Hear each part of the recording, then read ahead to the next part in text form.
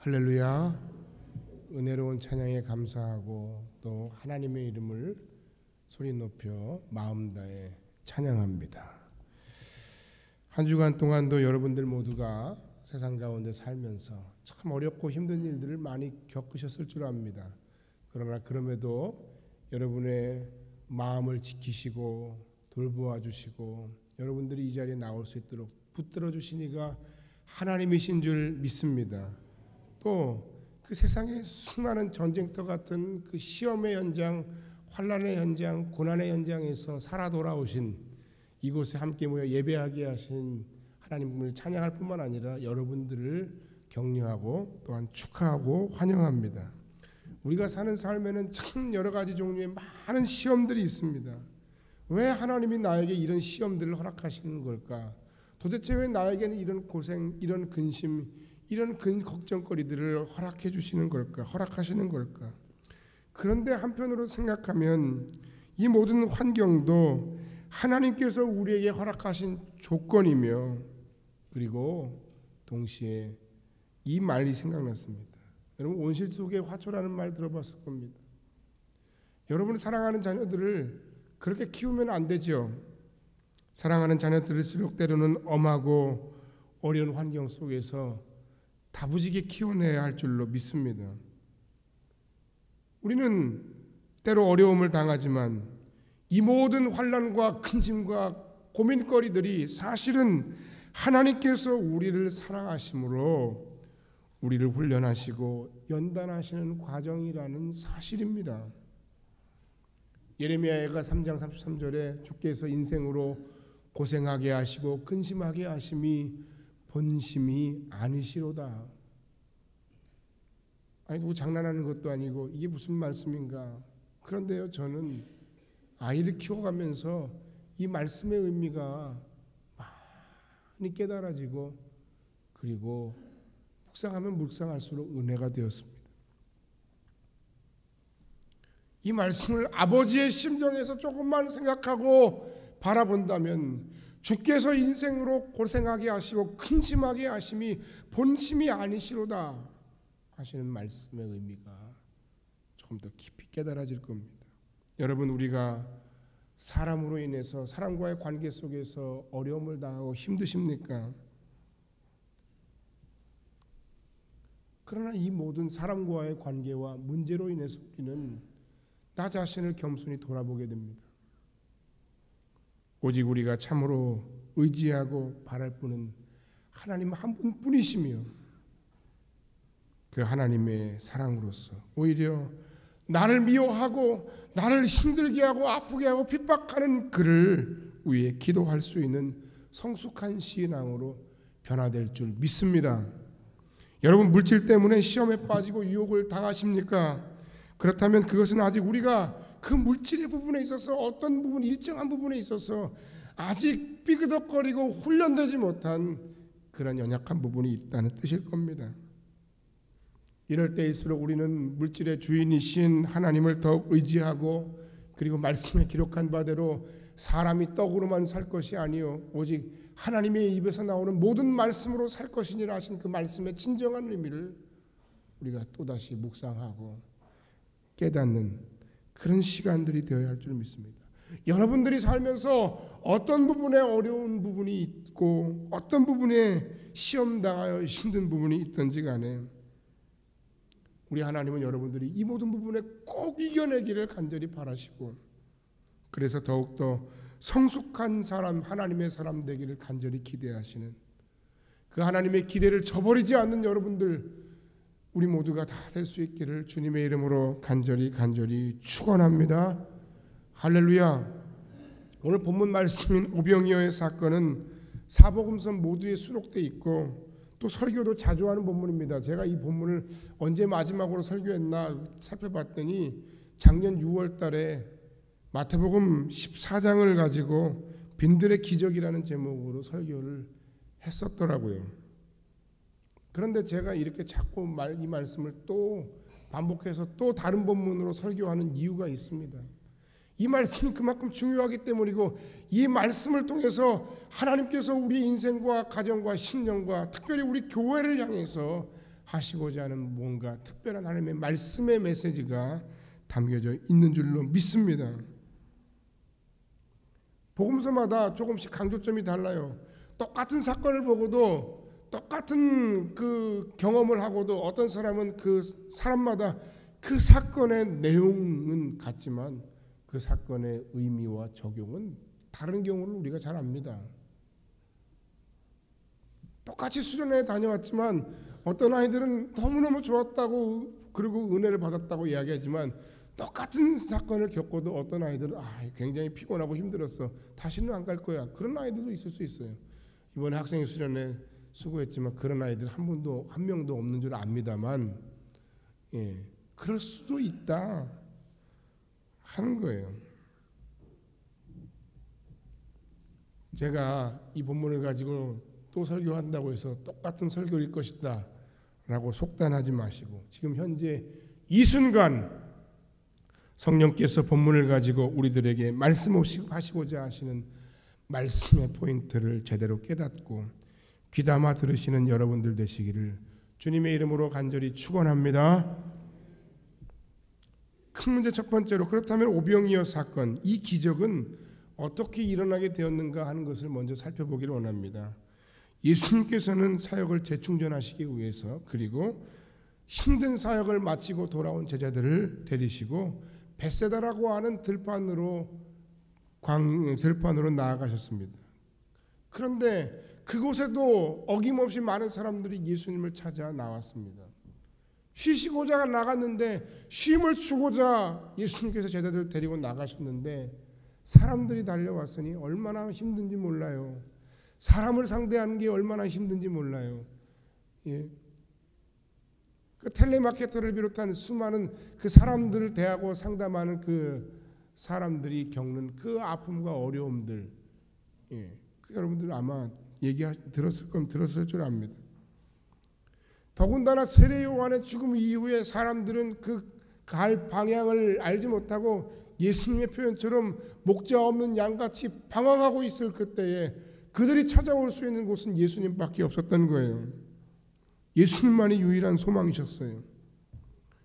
예수님이 쉬시고 계신 그곳을 그들은 어떻게 용케 알았는지 오늘 본문에만 5,000명이라고 하는, 주로 남자들일 거라고 얘기하는데, 그 수많은 사람들, 남자만 5,000명 이상이 모인 그 엄청난 수많은 무리들이 예수님을 찾아간 거예요.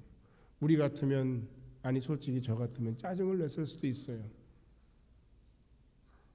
지금 휴식 중인데요, 지금 피곤합니다, 건들지 마시지요, 저도 좀 쉬어야 삽니다. 그런데 예수님은 그렇게 하지 않으십니다. 그들을 불쌍히 여기사 이에 여러 가지로 가르치시더라. 오늘 이분이 우리의 삶의 소망입니다. 오늘 이 예수의 사랑과 은혜가, 그리고 그들을 향한 놀라운 기적의 손길이 우리의 심령과 가정, 우리 성험교회 여러분의 마음 가운데 넘치는 아침 되기를 다시 한번 주의 이름으로 축원합니다. 우리 주님 그런 분이에요. 사랑이 너무 많으신 분이에요. 뿐만 아니라 전능하시기까지 하신 분이에요. 그런데 문제는 이 부분입니다. 여러분, 저는 이 말씀을 묵상하면서 맨날 보는 이 말씀 가운데 오늘은 시험이라는 단어가 굉장히 크게 보였습니다. 6절 말씀, 이렇게 말씀하시면 친히 어떻게 하실 줄 아시고 빌립을 시험하고자 하십니다. 주님께서 사랑이 많으시면 많으실수록 그 주변에 피곤한 사람들이 있었어요. 그게 누구냐 하면 제자들이죠.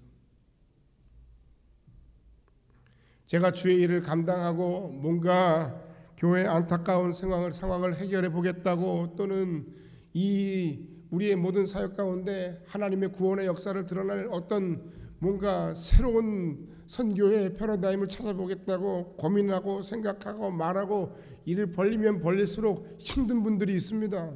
물론 성도들이 힘들겠죠. 그러나 성도들 모두보다도 특별히 제 주변에서 이 모든 부분들을 서포트하기 위해서 고민하고 기도하는 많은 분들, 장로님을 비롯한 많은 하나님의 사람들이 많이 피곤하고 많이 힘들 거예요. 얼마나 힘드십니까?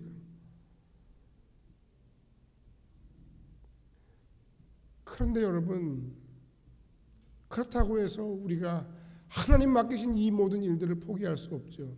놀라운 사실은 우리 주님은 권능이 많으신 분이시기 때문에 이 모든 일에 대해서 그냥 일만 자꾸 벌리고 그냥 자꾸 문제만 자꾸 가지고 오고 그냥 우리의 인생과 삶을 피곤하게만 하시는 분이 아니시라는 사실입니다. 할렐루야.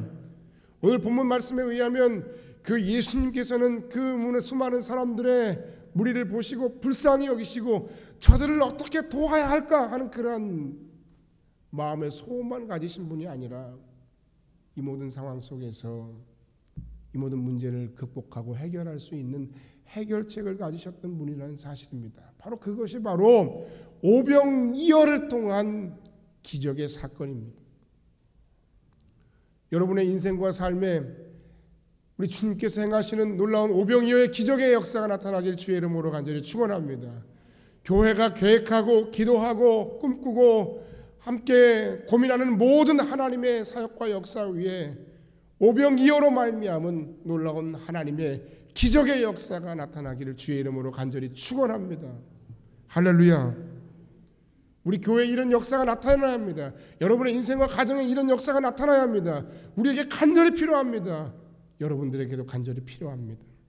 아마 한 분도 없을 거예요. 나는 이런 역사가 나타나지 않아도 됩니다 라고 말씀하시는 분은 한 분도 없을 거예요. 지금 이 상태로도 됐습니다. 충분합니다. 그렇게 말씀하실 수 있는 분은 아무도 없습니다.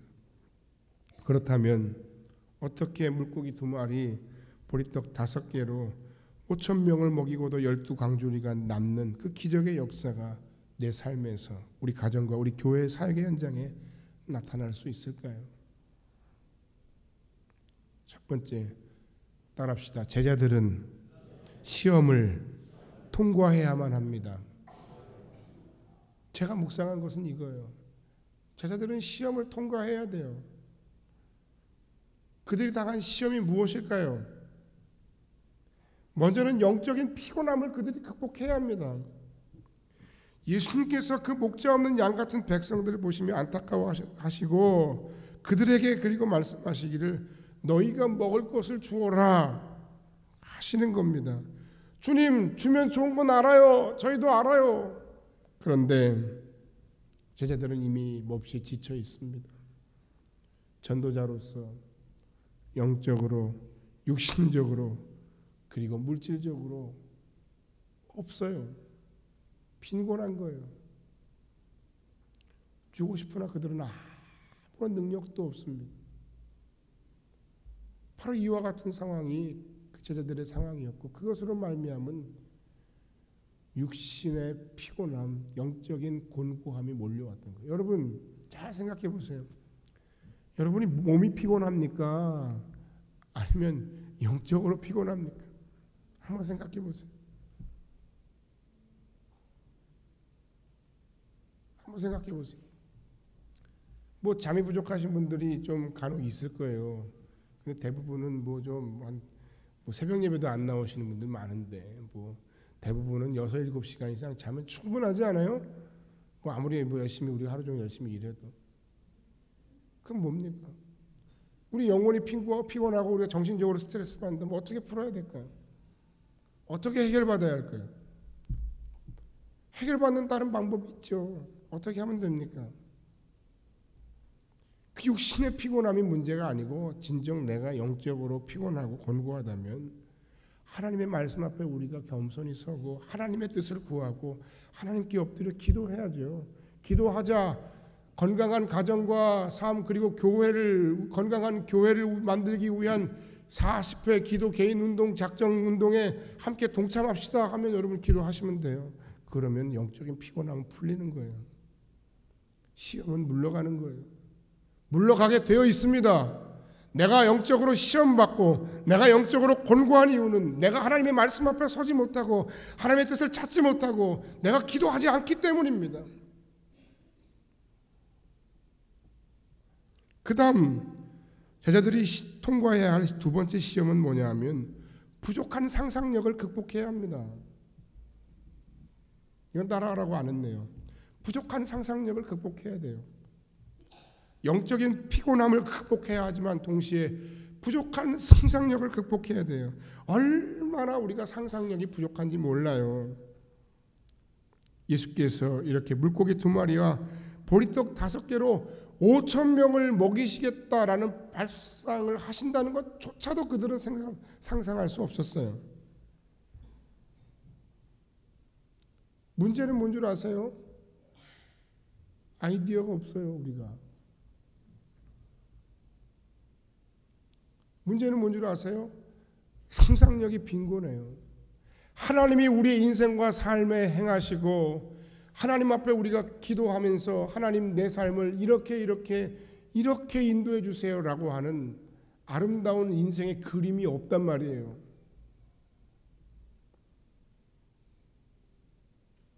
그러니 답답할 수밖에요. 그게 문제예요. 제가 어린이집 공사를 하면서 조금 잘하고 있다 혹은 잘 해놨다 하는 데를 시립 어린이집을 중심으로 몇 군데를 다녀봤어요. 그리고 우리도 어린이집을 이렇게 한번 만들어 봐야지 하고 그걸 가지고 우리 틀에다 맞추려고 하니까 돼요, 안 돼요? 안 되죠. 신축 건물도 아니고 어린이집 전용으로 처음에 설계됐던 건물도 아니고 중간에 떡하니 기둥도 있고요, 2개나. 안 되더라고요. 똑같이 해보려고 그랬는데 안 돼요. 그런데 한번 생각해보고 시간이 지나면서 물도 항상 공사 뒤편으로 가면 자금이 항상 문제잖아요. 이걸 어떻게 해야 되나 말아야 하나 하는데 딱 결정적으로 드는 생각이 그거예요. 똑같을 수도 없고 똑같아야 할 이유도 없고, 예? 우리의 마음 가운데 있는 어떤 그 고정관념이라는 게 얼마나 큰지 몰라요. 그 대표적인 게 뭐냐면 그 정문을 딱 열고 나서 다 가보니까 모든 어린이집이 다 여러분들 그 가정처럼 다 이중문으로 또 하나를 딱 해놓은 거예요. 나도 그게 너무너무 하고 싶었어요. 근데 공간이 안 나오네. 이걸 어떻게 억지로라도 뭐 해봐야 되겠다. 여러분 어린이집 가보신 분은 알지만 지금 더 잘 해놨어요. 더 예뻐요. 그냥 생략하고 아치로 하니까 훨씬 예뻐요. 훨씬 좋아요. 기능적으로도 아무 문제가 없어요. 내 고정관념을 깨야 돼요. 이건 이렇게 해야 된다. 문제는 문제가 아니라 믿음 없음이에요. 상상력의 부재예요. 아이디어의 부재예요. 똑같은 시간, 똑같은 고민거리, 똑같은 기도를 하면서 우리의 기도는 그렇게 빈곤하고 우리의 삶에는 그렇게 상상력이 부족한 걸까요? 왜 하나님께서 우리의 삶에 행하실 그 크고 놀랍고 위대한 일들을 우리는 믿음으로 바라보지 못하고 잡지 못하는 걸까요?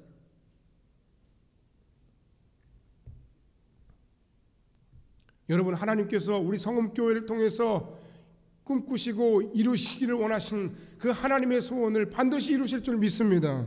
그런데 그 모든 부분들을, 그 선교의 부분을 어떻게 꼽혀 나갈지를 우리는 아무도 몰라요. 여러분의 개인적인 견해와 관점과 고정관념을 가지고 판단하지 마세요. 여러분의 시간과 타이밍을 가지고 판단하지 마세요.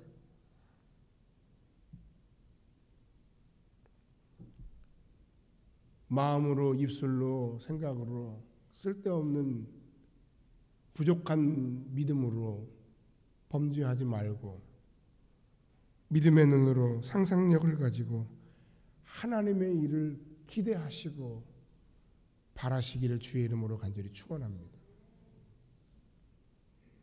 제자들의 상상력이 그것밖에 안 됐어요. 이 많은 사람들이 이 빈들에서 들판에서 어떻게 먹인다는 말입니까? 우리는 가진 게 없고요. 불가능하지 않습니까? 이게 문제였어요. 이걸 극복해야만 하는 거예요. 이게 우리가 극복해야 할 시험이에요. 그 다음 그들은 어떤 시험을 또 통과해야만 했습니까? 저는 이게 분명히 시험이라고 생각해요. 다. 주님의 말씀에 순종해야 합니다. 그거 역시 시험이에요. 요한복음 2장을 보세요. 거기도 나오는 내용이에요. 가나의 혼인집에서 물이 변하여 포도주가 되는 사건을 우리가 알고 있는데, 포도주가 없는 그 혼인집 잔치집에서 예수님이 하신 말씀이 뭐예요? 야, 저기 그 돌 항아리 6에 물을 가득 아구까지 채워서 그것을 연회장에게 갖다 줘라. 예? 포도주가 없는 사람들에게 물을 갖다 주라고요? 물이나 먹고 떨어지라는 얘기입니까? 그렇게 생각할 수도 있는데, 그 하인들은 그 말씀에 순종했다는 거죠. 물인 줄 알고 항아리를 들고 그 사람들에게 갖다 주었는데 먹어보니까 포도주가 되어 있더라 하는 거예요. 그러니까 이 요한복음 2장뿐만 아니라 모든 하나님이 행하신 일들, 모든 예수 그리스도의 기적의 현장에 통일하게 나오는 한 가지가 있는데, 그것이 바로, 그 재료가 바로 무엇인가 하면 바로 순종이에요. 순종이에요. 순종하는 곳에는 기적의 역사가 나타나는 거예요. 본문도 보세요. 물고기 2마리와 보리떡 5개로 뭘 어떻게 나누더라는 겁니까? 그러나 나누기 시작하니까 그 순종의 현장에 하나님의 역사가 나타났어요. 나 한 사람이 불순종하고 나 한 사람이 믿음으로 행하지 않으므로 하나님의 일들이 방해를 받을 수 있다는 사실을 여러분 한번 생각해 보세요. 지나친 해석일 수도 있습니까? 아간이라고 하는 한 사람이 여호와께 드릴 그 모든 것들을 빼돌려서 신할산 좋은 외투와 금은 보화를 훔쳐서 자기 혼자 잘 먹고 잘 살려다가 그 이스라엘 백성들 모두가 다 패하고 엄청난 시련과 위기를 겪지 않았습니까? 저는 묻고 싶어요. 뭘 묻고 싶냐면, 여러분이 믿는 하나님은 도대체 어떤 하나님이신가 묻고 싶어요. 내 상식선에 갇혀있는 하나님, 내 경험 속에 갇혀있는 하나님, 하나님이 어떻게 이런 일을 하신다는 말씀인지 난 모르겠어요 라고 말씀하시는 겁니다. 여러분이 믿는 하나님은 어떤 하나님이십니까? 여러분 생각만큼만 일하시는 하나님, 여러분 경험치만큼만 일하시는 하나님, 그럼 그 하나님께 왜 나와서 기도하십니까? 차라리 바짓가랭이 붙들고 돈 많고 능력 있고 힘 있는 사람들을 쫓아다니는 게 낫지 않겠습니까?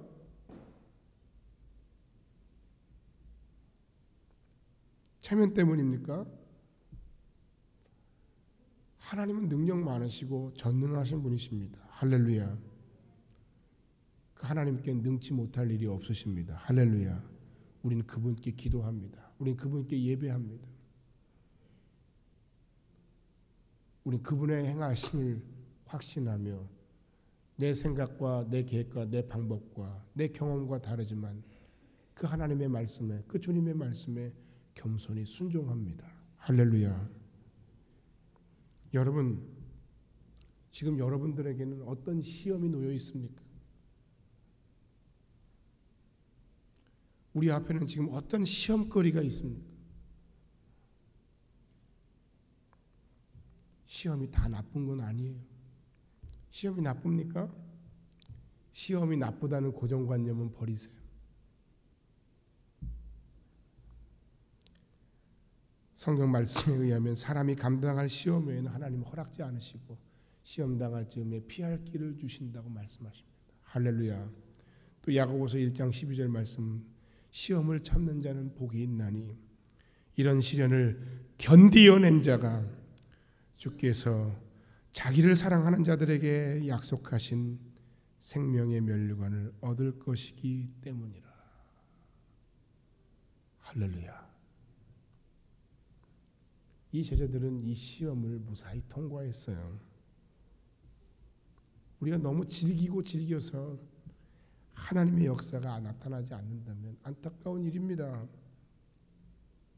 스스로 선줄로 착각하는 자는 넘어질까 조심하라. 사람이 마땅히 생각해야 할 그 이상의 생각을 품지 말라. 무슨 말씀입니까? 각각의 역할과 사명이 다릅니다. 이 교회를 목회하고 목양하는 사람은 부족하지만 여기 서 있는 허대광 목사입니다. 순종하지 않는 시대, 순종이라고 하는 것이 어려운 시대, 권위가 없는 시대, 권위를 인정하지 않는 시대. 그러나 이 시대에 하나님의 말씀 앞에 하나님의 뜻이라고 말하는 그 모든 권위 앞에 우리가 겸손히 순종하면 어떻습니까? 그 순종함 가운데 위대한 하나님의 역사가 나타남을 기대합니다. 두 번째, 어린 소녀는 주님의 손에 오병이어를 올려드려야 합니다. 아무리 작은 것이라도 능력의 주님 앞에 올려진다면 큰 역사를 이루는 도구가 된다는 겁니다. 본문 8절로 9절 말씀에 보면 안드레가 그렇게 얘기하죠. 예? 뭐라고 얘기합니까? 여기 한 아이가 있어 보리떡 5개와 물고기 2마리를 가지고 있나이다. 그러나 그것이 이 많은 사람에게 얼마나 되겠사옵나이까? 정말 얼마나 되겠습니까? 하나님의 일을 위해서 물질이 있다고만 해서 꼭 하나님 앞에 헌신하고 재능이 있다고만 해서 꼭 하나님 앞에 헌신하는 게 아니더라고요. 마음을 모으는 것이 중요한 거예요. 우리 하나님이 참 놀라운 건 뭐냐면 우리의 마음의 중심을 보시는 분이시기 때문에 그 어떤 절대적인 어떤 물질의 양이나 혹은 헌신의 시간을 가지고 평가하시지 않는다는 사실이에요. 감사하지 않으세요, 여러분? 하나님 우리의 형편을 아시는 분. 예? 아니 100억 가진 사람에게 1000만 원이 돈이겠습니까? 상황이 다르죠.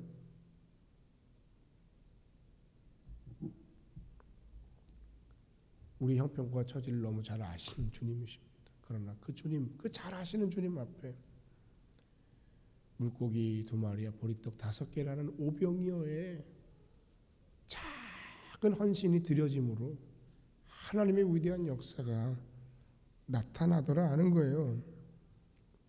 너무 보잘것없어서 이게 얼마나 되겠습니까? 그렇지 않아요. 하나님은 바로 그것을 씨앗으로 삼으신다는 거예요. 저는 이 포인트를 중요하게 생각합니다. 눈물을 흘리며 씨를 뿌리는 자만이 기쁨으로 거둡니다.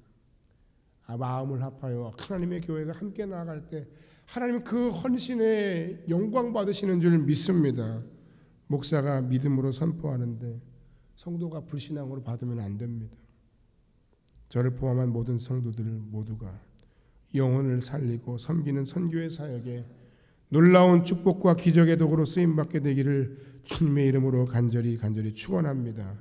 마지막으로 그렇다면 그 문제 두 번째로 이 오병이어를 통한 하나님의 뜻은 무엇이었을까 하는 것을 제가 오늘 여러분과 함께 마지막으로 나누기 원합니다. 이 요한복음에 나타난 오병이어 사건의 강조점, 적용점은 무엇입니까? 가장 중요한 포커스. 물론 어느 복음서를 막론하고 다 그 포커스는 예수님이세요. 예수님이 어떤 분이신가? 마가가 바라본 예수님, 누가가 바라본 예수님, 마태가 바라본 예수님, 요한이 바라본 예수님, 특별히 그 오병이어 사건의 기적을 통해서 말씀하시고 능력을 행하신 예수님은 어떤 분이신가?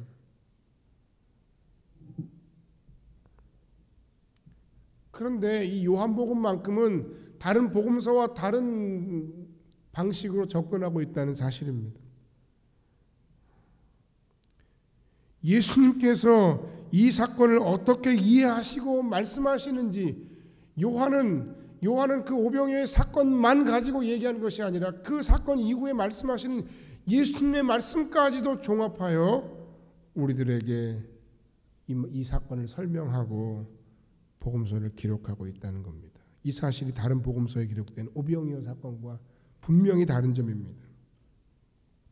보면 6장 1절로 14절에 나타난 예수님은 물고기 2마리와 보리떡 5개로 5,000명을 먹이고도 12광주리를 남기신 능력의 주 창조의 권능을 가지신 분입니다. 그런데 그게 다가 아니라는 거예요. 참 대단하지 않아요? 우리의 연약함과 필요를 따라 모든 것을 다 채우시고 배고픔을 해결해 주시는 그 떡을 주신 분이 바로 예수님이십니다. 우리의 모든 안타까운 육신의 연약함을 채워주시는 분이 예수님이세요. 그런데 그 기적적인 사건에는 어떤 의미가 있습니다. 오늘 본문 말씀 우리가 읽은 요한복음 6장 14절 말씀에 보면 그 사람들이 예수께서 행하신 이 표적을 보고 말하되 이는 참으로 세상에 오실 그 선지자라 하더라. 요한복음에 기록된 기적은 기적이라고 말하지 않고 요한 스스로가 말하기를 표적이라고 말하고 있습니다. 이 표적이라는 말은 쉽게 말해서 기적 플러스 메시지입니다. 예수님은 이 오병이어의 기적을 통해서 무엇인가를 그들에게 간곡하게 말씀하시고자 했다는 겁니다. 주께서 여러분들이 시험을 극복하며 순종함으로 올려드린 그 오병이어를 통해 나타내실 기적은 그냥 단순한 기적이 아닙니다. 한번 보이다가 없어지고 마는 그런 기적이 아닙니다. 아무리 먹고 마셔도 그때뿐인 그런 목마름과 배고픔을 해결하는 그런 단순한 기적이 아닙니다. 배고픈 이스라엘 백성들의 허기를 달래주고 그들을 위로하신 차원의 사역이 아니었습니다. 그럼 뭐냐? 그것은 바로 오병이어를 통해 그들이 참으로 살아계신 우리 하나님 아버지를 깨닫고 참 생명의 떡, 아무리 배고파도 배고프지 않을 참 생명의 떡이신 주님을 소유하는 축복을 경험한 것처럼 여러분의 섬김으로 채워질 성읍 예쁜 어린이집과 태국 국경지대 난민촌 사역 가운데 나타날 풍성한 오병이어 사역을, 오병이어의 기적의 역사를 통해서 야 정말 작은 것들이었는데 굉장히 풍성해졌구나 하는 것으로 끝나는 것이 아니라 그 선교사들의 연약한 부분들을 채우는 것에 끝나는 것이 아니라 여러분의 섬김을 통해 여러분들의 섬김 가운데 나누어질 그 떡들을 통해서 그들이 영원히 줄이지도 않고 배고프지도 않을 생명의 떡 예수를 먹게 될 것이라는 사실입니다. 그것이 하나님의 뜻이에요. 35절 말씀에 예수께서 이르시되 나는 생명의 떡이니 내게 오는 자는 결코 줄이지 아니할 터이요 나를 믿는 자는 영원히 목마르지 아니하리라. 그리고 38절로 40절을 통해서 이렇게 말씀하시는 거예요. 내가 하늘에서 내려온 것은 내 뜻을 행하려 함이 아니요 나를 보내신 이의 뜻을 행하려 함이니라. 나를 보내신 이의 뜻은 내게 주신 자 중에 내가 하나도 잃어버리지 아니하고 마지막 날에 다시 살리는 이것이니라.